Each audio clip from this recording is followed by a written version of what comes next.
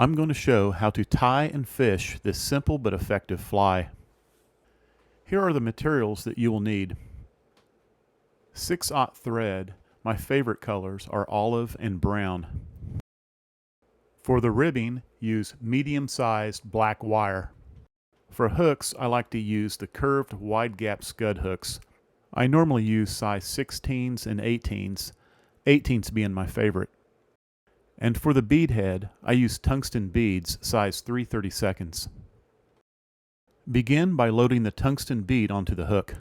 I use a spring-loaded mini hook to aid with this task.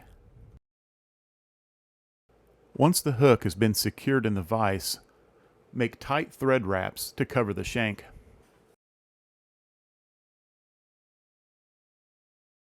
Next, insert the end of the wire into the tungsten bead and tie it on along the top of the shank.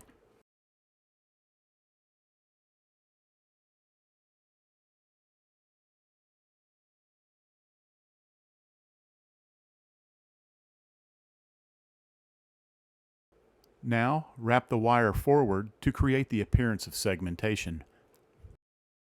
Take your time wrapping to make sure the gaps are equally spaced. And finally, whip finish and add some head cement. The fly is now ready to use. When fishing this fly, I usually drift below an indicator. The tungsten head allows it to drop fairly quickly and is very effective in deep water.